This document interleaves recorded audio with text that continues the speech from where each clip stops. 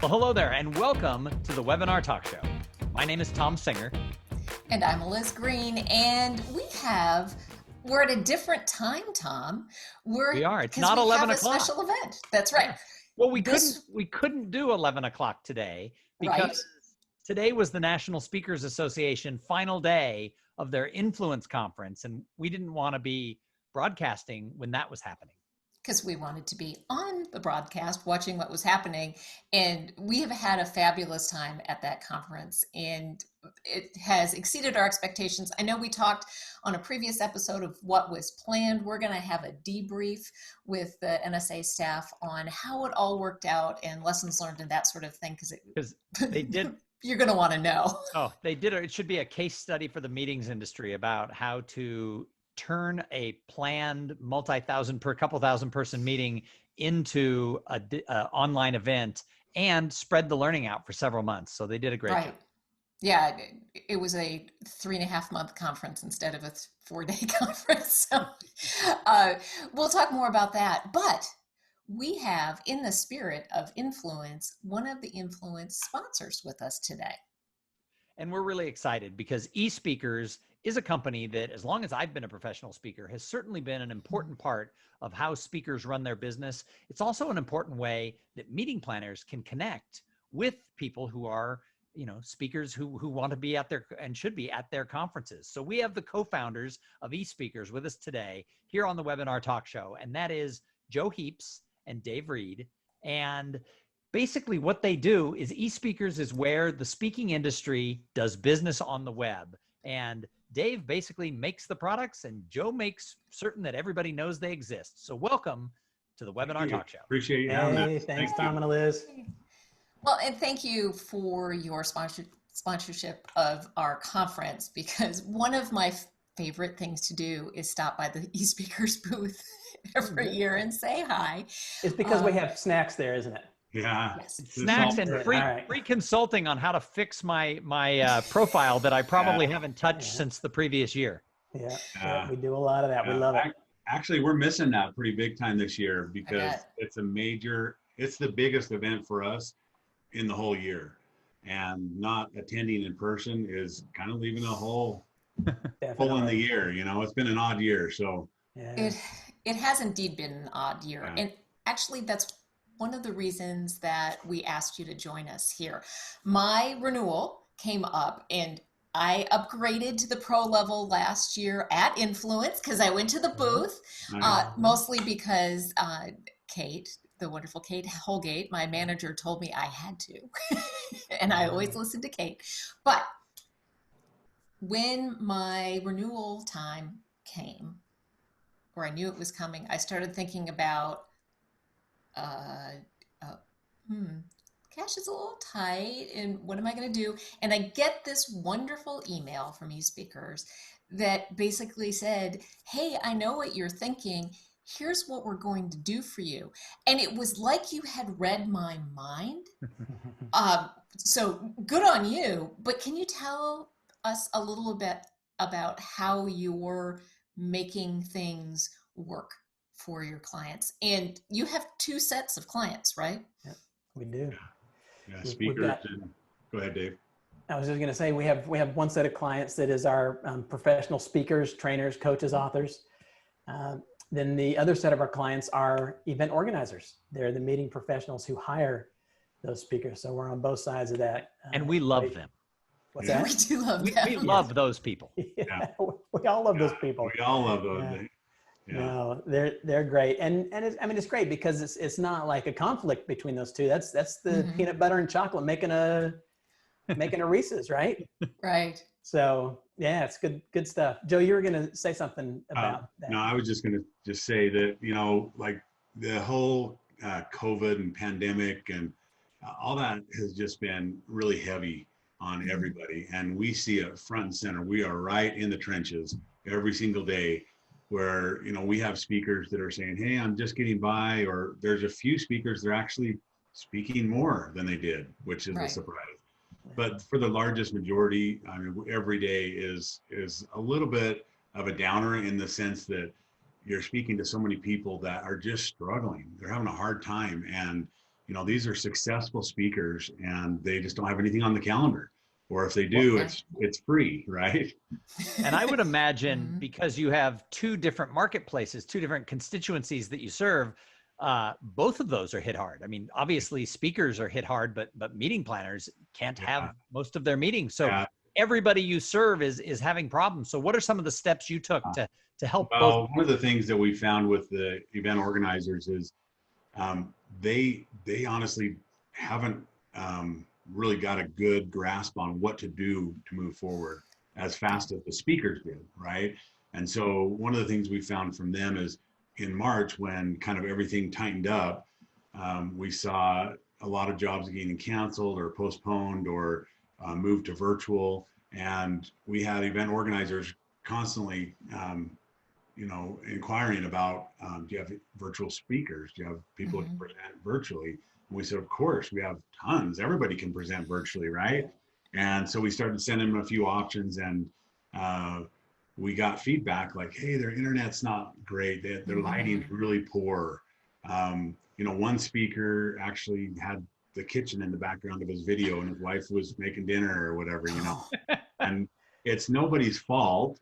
It's the pandemic that forced everybody out of their environment on the stage and into their home. Right. And like, that's just not normal, but it's a new environment and we have to kind of set a standard, like this is what's acceptable. So we, through a lot of discussion, decided, you know what, there's something that we can do to help and bridge. We quite honestly didn't quite know what to do with the pandemic either, you know, but we thought, well, we can give back and we'll create a certification that was kind of the baseline of what it's of a virtual setting or their office, right? Their home office. Yeah. And so we created the certified virtual presenter certification, which both of you have taken. Yep. Right? Yes. In fact, I think I was one of the first. I mean, I think I was in that first week. Cool. Yeah. Awesome. Yeah. And we launched that the very first week of May, and it certifies different things like your internet speed and your lighting and your audio and just your setting if there are distractions, and there's a bunch of other things that we test. But it's a really low level certification in regards to like what we're not testing your capabilities as a speaker or the content or anything like that. And it just blew up. We've had hundreds. We're almost have certified 800 people in like That's 3 months. Fantastic. Yeah. And I fully expect by the end of August that we'll hit 1,000. And it was a real test. I mean, it wasn't, Right. you know, when you talk about it being a basic level, that's true. But there were things I had to prepare for. I had to make sure, I had to make sure the lighting was right. And then at one point, they kick you out of the Zoom room or Microsoft Teams or wherever the speaker wanted to be tested. They kick you out and you have to log back in and they time you. Because the reality of the world we live in is our internet could boot us out. I could disappear right now. And that's just the Hopefully not. Hopefully not. I'm still here. But the reality is that part of being a professional is you have to get back in. And, you know, so that's part of the test is they kick you out of the room and they time you to see how long that you're back up right into that speech. And I thought that was a pretty ingenious thing to put in to the test. And Well, one of and the there were a questions we lot get of asked a things. lot. Yep. Well, I was going to say one of the questions we get asked a lot by people who are getting assessed is, does everybody pass this? I mean, is this, you know, is this real? And not everybody passes by any stretch. We wind up passing most people eventually after more than one try, but on the first try, definitely not everybody gets it. We send them back with some homework. You need to improve this and this and this, and you can give it another try, right? But Well, and I think that's the beauty of it, because all of the people that I've talked to that took that assessment, we were all a little bit nervous about it because there's a certain level of working without a net when you're in the virtual arena, because you can't control everything.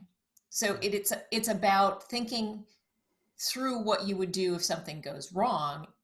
And I don't know that I thought through all of those things until I received the list of things I was going to be tested on and was like, oh, well, I need to think about that a little bit. So I think there's, even though you said it was a baseline, there's real value in passing this. Yeah.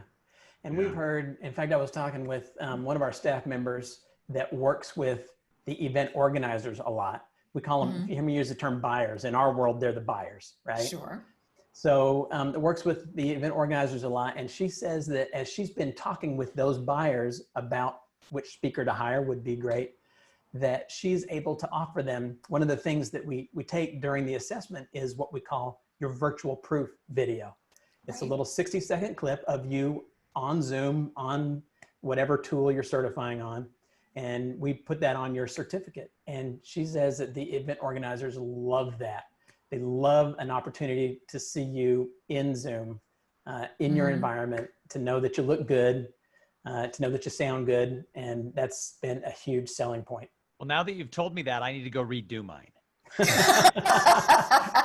We've had some requests. You look great though, Thom. You look great. You can redo it at any time. Once you've certified, you can, if you get new technology, which is an interesting part of this, because in the beginning, many speakers didn't have the equipment they wanted. They went to Amazon and said, I need to buy this, and everything's out. We could buy a camera or a mic or anything, you know, and it's been interesting to see speakers eventually get that, and worldwide, right? I've certified people all around the world, and they're in the same situation. And so I think it's a good, I don't know the right exact word for, I want to say come to Jesus moment for everybody in the industry, right? A reckoning. That makes sense. Another way of saying that, but that's what came to my mind. Like, hey, we need to be better prepared and more well-rounded. There were speakers that didn't have the setting or the tools to be able to even talk to a client at home, whether it's a virtual presentation or just talking to a client and making sure it's a professional setting. They didn't have the tools. And that really surprised me, because a lot of the speakers, I'm on Zoom with them or wherever, and they have mics and they have cameras, but I was surprised at how many people didn't. So I think this is a chance for everybody to kind of come up to speed and be, but on the other side of that, there are some speakers that have done a phenomenal job. They have an amazing setup. Wow. I mean, that's level 2 stuff with, full studio setup, and that's awesome. One of the things that we get asked a lot on these assessments too is, do I need that? Do I need 5 cameras and a switcher and, intro music and fly-in graphics? Yeah, fly-in graphics. And of course the answer is no, you do not need that. We got speaking friends who do and have done amazing, outstanding things. And if you want to do that, that's great, but that's not required for most of the work we do. So that was one of the most interesting things about the National Speakers Association Influence Conference that took place over the last 3 days, is I saw some of the greatest online presentations I've ever seen. And yet some of them were edited like a TV show. I mean, it wasn't just let's film it and go. It was multi-camera, multi-location. Slick. And then others were standing in front of their fireplace talking from the heart. And the reality is both were equally great. So what are you hearing from the meeting planner side as far as what are most people preferring? Does it matter? Do they care? Are there some who want one versus the other?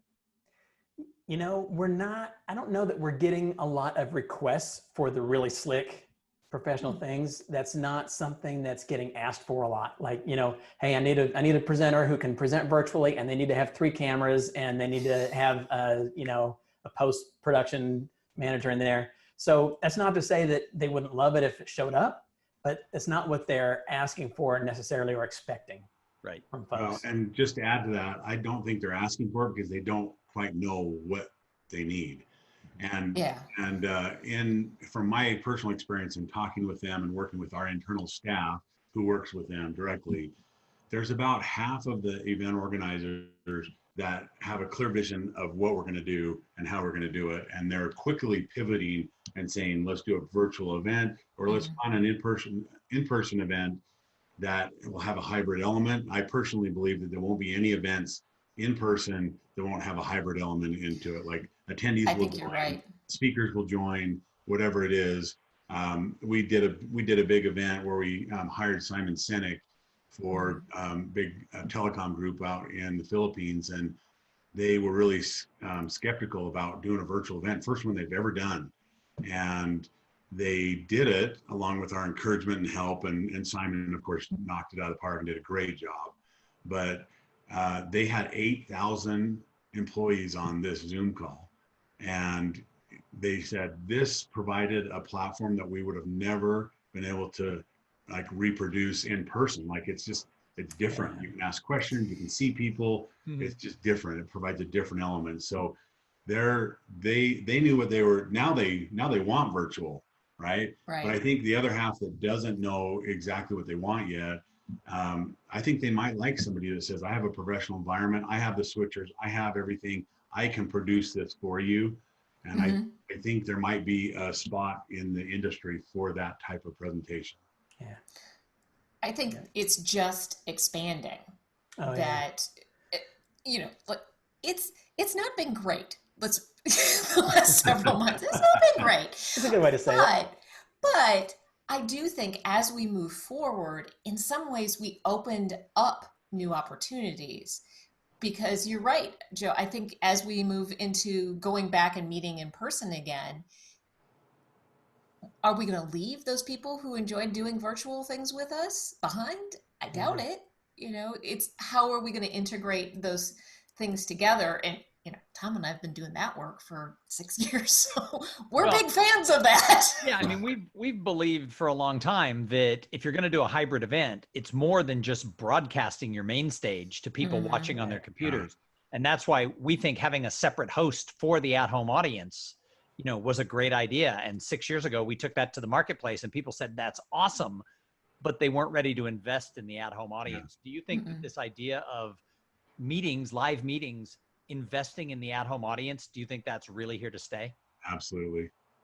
Yeah, absolutely. Every single event that we have taken to signing and like actually closing the event and producing, or like the speaker presents themselves, the actual event date, every one of them have been hybrid or all virtual. Early on, they were all virtual, but there's been some hybrid elements to it, you know, and everything that's planned out in the future, they may have a physical date, like we're going to meet in person, but you know, there's a hybrid element just from our experience so far. Well, I'll tell you what I'm really looking forward to. And Thom, you and Eliz have been ahead of this wave a little bit, but you know, you picture that American entertainment audiences got used to radio back in the 1940s and 50s, right? They would listen to these radio dramas on the radio. And when television came along, adding vision to the audio, you know, people didn't just want a radio play done in front of a camera, right?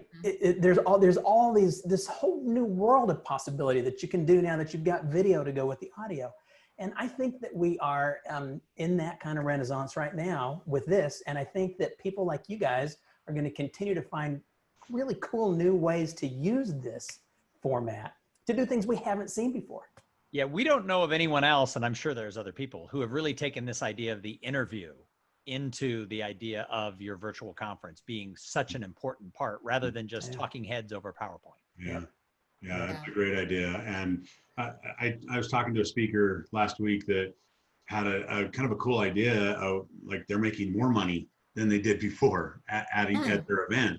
And the way they make more money is they have books and CDs and CDs. Who plays CDs anymore? Download. I said that and I'm like, what is that? They have stuff at the back of the room, right? And that you can sell, and it's constantly dwindled over the years. And they did this live event all online, and he said, hey, by the way, I've got these books, here's the link, I'll put it in the chat, here's this. Doubled what he'd been doing before. Cool. So it was just because it was easy, it was right there. You don't have to walk to the back of the room and do it, and he doubled it. So there's another opportunity there for speakers to, you know, upsell products and stuff because it's right in front of people. It's easy to do. You're right on your computer right then. Yep. That makes sense. The other thing, because doing this reminds me, Thom, of doing a conference when we interview the sponsors. Because one of the things that's really hard is to do that trade show part of the conference. Because you guys were saying you're missing that experience. Your booth isn't there. And a lot of these conferences that are trying to do digital booths, I've participated in several of them, and it's just not the same. It's not even close. It's hard to giving that same level of engagement. Yeah. We honestly, as eSpeakers, we've never tried to do. We haven't done a digital booth yet. Haven't attempted that. But yeah, I can't imagine how that would work in a comparable way. Right. Well, that's why what we've done in the groups that we've worked with is we'll interview the sponsors in between different speakers and breaks, and it gives them a chance to highlight their company and what they do and what they offer and why they sponsored in a way that people are accustomed to. You talk about the audience being accustomed. We're accustomed to watching The View or Live with Ryan and Kelly or Oprah or Larry King. And that's one of the things that I think we're going to see as conferences stay online is they're going to have more of that television feel than a ballroom feel. Do you agree? Yeah, absolutely. Because it's a different, they're going to have to change their format as they move into a different, you know, online versus, that's a great idea to do that with vendors. Well, and we had to do that just slightly when we, because we weren't appearing in person for Influence, we had to say, well, what are we going to do? Because normally at Influence, we offer a pretty big, deep discount for new customers coming on, right? And we know that if they'll try it out for a year, that our retention rate's pretty good, and we'll try to retain them and they'll stay with us. And so that's been a really good model for us. And so we didn't really have that this year. And in conjunction with, you know, really bad economy worldwide and just things are really tough in our industry. Dave and I got together and Dave had this really great ideas like, hey, let's provide some additional benefits to everybody that is renewing, first of all. So, you know, we offer a free certification for anybody that renews. And we offer, you know, discounts with some additional with other partners. And I don't know, Dave, you want to mention? And a t-shirt, And a t-shirt.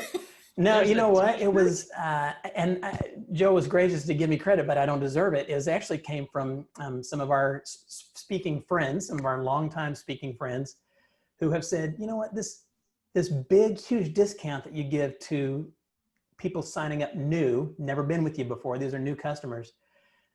But I've been the loyal customer. I've been with you, you know, 2, 5, 10. Some of our customers have been with us for 20 years now.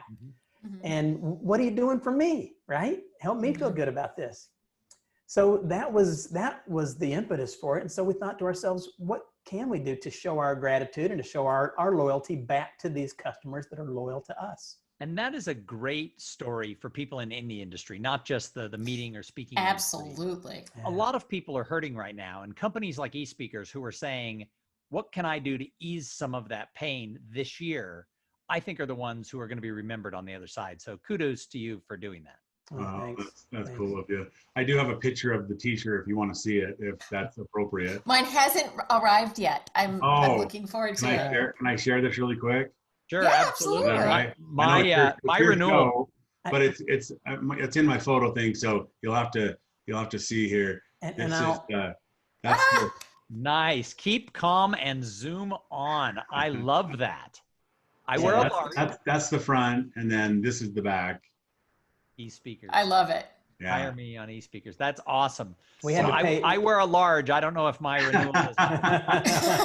It's on its way. They're actually the first ones are being shipped today. So awesome. Yeah, how fun. Yeah, we spent all our money on our male model for that, by the way. So. Boy. Well, before we let you go, what advice do you have for both constituencies that you serve? What advice do you have for speakers moving forward for what easily could be another year or more? And what advice do you have for meeting planners to be able to connect better and to be able to thrive in their own lane in this industry? I've got a couple of thoughts, and then maybe Joe can pile on there as well. And honestly, it's a little bit the same for both of them. This is a weird year, certainly, but there is no speaker or event organizer that I know who's been successful year over year over year doing the same thing. The business seascape is always changing, right? It's definitely bigger this year, definitely bigger change this year than normal, but it's always changing. And if you're not in the mode of evolving with that and coming up with new things with that so that you can float on top instead of submerging, then you don't have a viable business model in any condition, in any industry.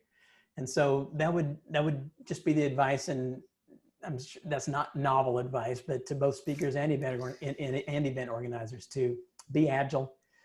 Don't get stuck in your old ways. Be very open-minded in new ways to do things, and stay afloat.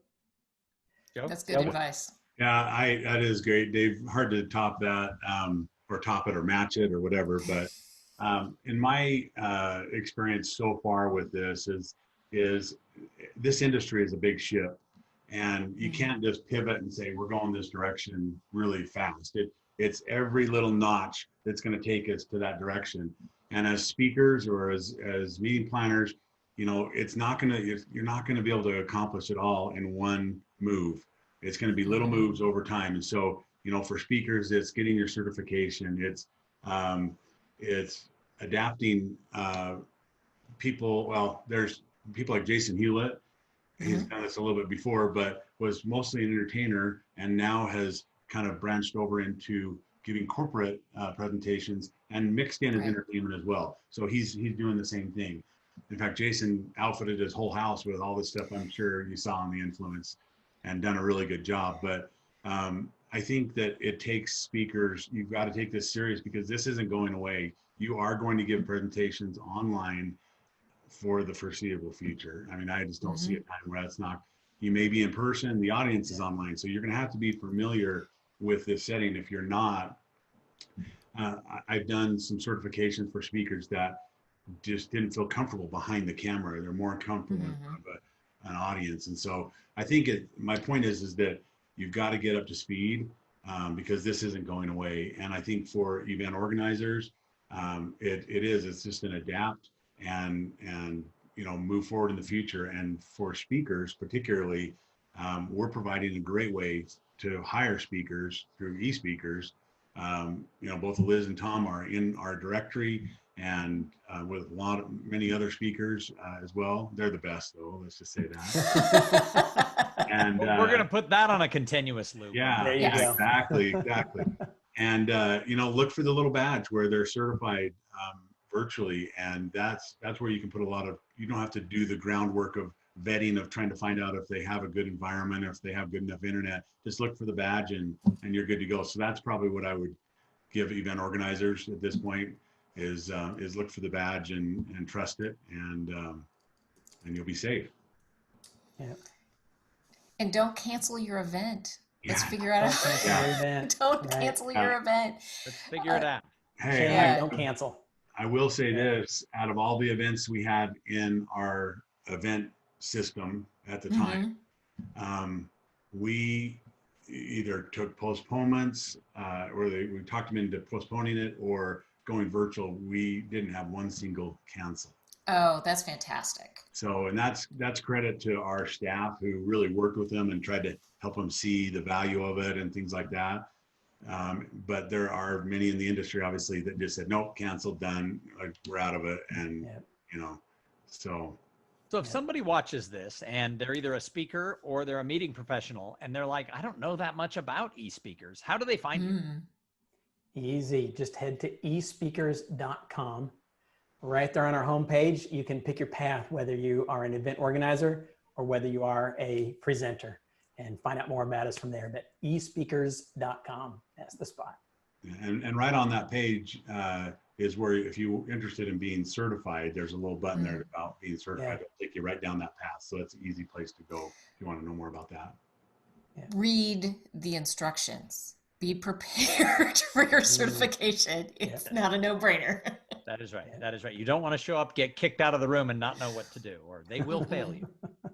Hey, and for all the event organizers watching this, Thom and Eliz, you need them to do the MC moderation, do the team stuff here. He's got awesome speakers. I've known these guys for a long time. So they're not new to this either. They've been doing it for a while. Yeah. So thank you. Yeah. Well, thank you. That's very nice of you. And we love doing this. Thom and I did 25 breakout sessions over 3 months for the National Speakers Association. We are in the flow at this point in terms of We created 5 or 7 different formats that a presentation can be done in when you're doing a webinar format. And all of them included Q&A from your audience and interviews from Eliz and I. And yet every single one of the 25 was just a little bit different. Yeah. And That's a great example of pivoting, by the way, guys. Yeah. Awesome. Way to go. And the thing that we've learned in the last 3 days in terms of our main stage conference was that community is just as important as the content part. And it's not that hard to provide opportunities for your members to interact with each other in the virtual environment. And that's just as important, because that connection is part of the reason we go to conference. And you just have to get creative to find ways to let people have great content, listening to amazing speakers, but also to participate in the chat room or to afterwards go to what we call the hotel lobby bar. It was sort of an impromptu thing I did in my Zoom room, and 30 or 40 people came after every session and just debriefed the way you would in the hotel bar. And that's something that I'm now going to recommend to all my clients. Not everybody has to come, but for those who choose, it's just those impromptu hallway conversations are often the best part of a conference. We don't have to lose those when we go virtual. No. Hey, I'm proposing that this become one of your next webinar topics for this. I would love to learn more about that. I bet other people would too. You guys should do a show on that. Oh, about how to do the community part? Yeah, the community part. Do a show on the community part. That's a really good idea. Yeah. All right. We should have Courtney Clark back on, because she was the one who did the Meet the Pros and the Dine-Arounds for NSA. We'll have her back. See, thank you. Thank you, Dave and Joe. See, that was a great idea. Yeah. All right. We're all in this together. Absolutely we are. I would encourage you to go to eSpeakers.com and hang out with Dave and Joe, because that is fantastic. And if you are planning something where you think Tom and I might be a great fit, visit us at webinartalkshow.com and absolutely like us on Facebook at Webinar Talk Show. Yep. We'll be back on Wednesday with another episode of the Webinar Talk Show. Have a great day until then. Bye.